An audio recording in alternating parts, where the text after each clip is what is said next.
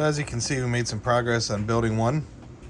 I've cut these out out of clapboard that I got from Northeast Scale Models, and then I 3D printed the doors and windows. As you can see, some are slightly broken. I'm actually okay with that. I'm going to use that in some models for some rundown houses or something in a bad part of the neighborhood, if you will.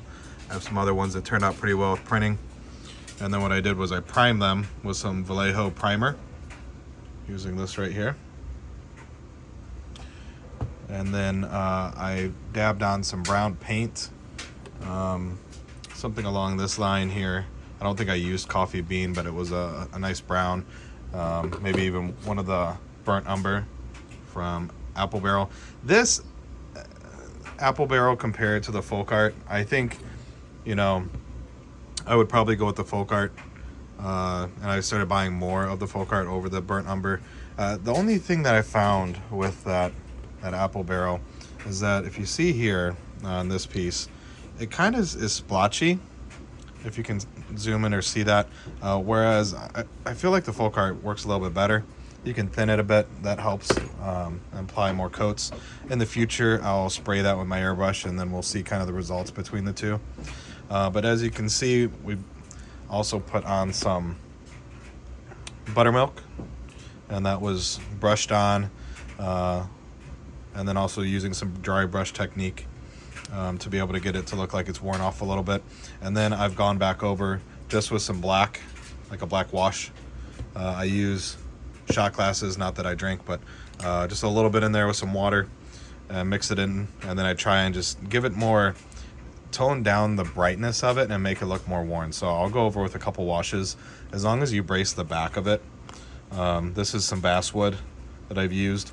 Basswood works a lot better than some of these cheap 1/16 or 1/8 that you find off Amazon. These aren't basswood, they're really pliable. They move way too easily, and so it doesn't really hold the walls, and you'll see them kind of bow.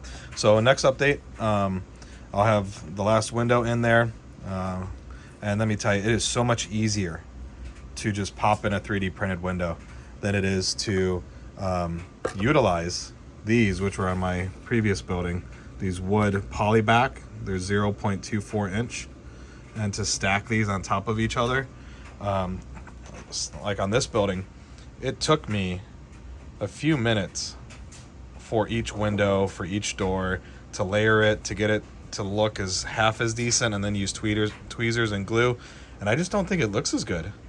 Maybe someone else is a little bit better at it, but even cutting these out of a laser, you have to like file off all the tabs, and that's just, it's a lot of work. It just doesn't seem efficient, and if I'm going to work in the hobby and enjoy it, I want to be efficient.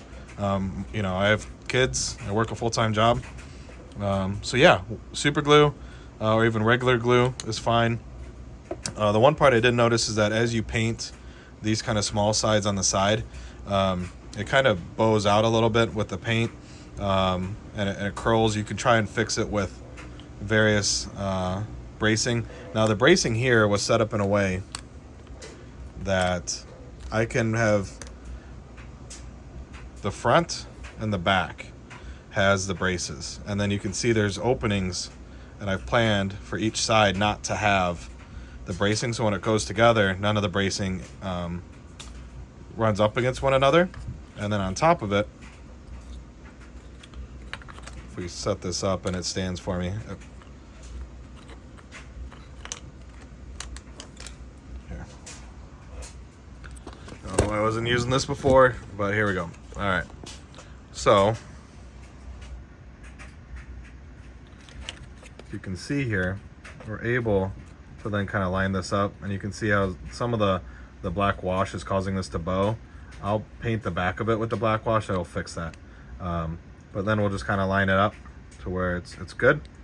And now I don't like the fact that you can see the side of the clapboard, so a lot of times what you can do is actually cut this one at a 45-degree angle, this one as well, and then line them up. Or we can create some type of facade on the front that covers up where you connect them, and we could even cut in using the laser and creating slots and tabs, or slots and, yeah, whatever they're called. So that's the beginning of the building.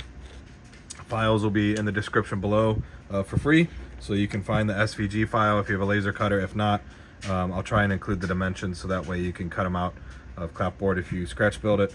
And then the 3D printed files will be down there as well for the doors and the windows that I used. And then it's really just assembling it. And if you're used to this hobby at all, you already know how to do that. But maybe just having a different setup will be helpful. And then we'll go ahead and we'll print off some signs for a hardware store, put those on, and see if I can get some of these other detail parts done. For example, I wanted to put on a little gutter that's gonna allow the rainwater to come down, and maybe piece it up here somewhere where the water would come down, and I need to paint this. We have other such pieces that we also did in the model previously. This one here has the little vent, and I have had a couple different iterations. One was a little too big, a little too small. Like if you put this on the side of the building, it looks okay. It might be able to look a little bigger, I think.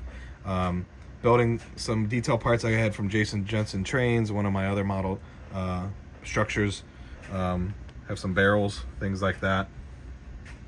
And what I like to keep nearby is just one of these little people. That way we can see, okay, when I stand this up on my model, it should look right, because we could say it's modeled 87, but it does actually feel like it is.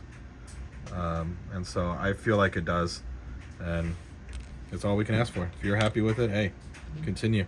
And you'll notice that you'll make mistakes. I already have, but it's just about the process and learning.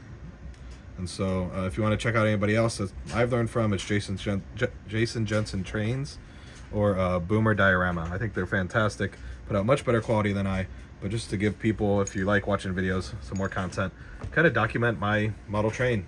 Got into this about a year ago, and I like to be efficient, and I want it to look really detailed. So excited to see how this goes. Thanks for joining in, and next update, we'll see what this looks like. And also we'll maybe have a video out about just kind of painting this and getting this on along with the shingles, how to apply that process. And then I'll have the shingles SVG file, so if you have a laser cutter, you can just copy that SVG file, throw it in your laser cutter, and start cutting off your own shingles for free, ready to go there. Thanks for joining in, guys.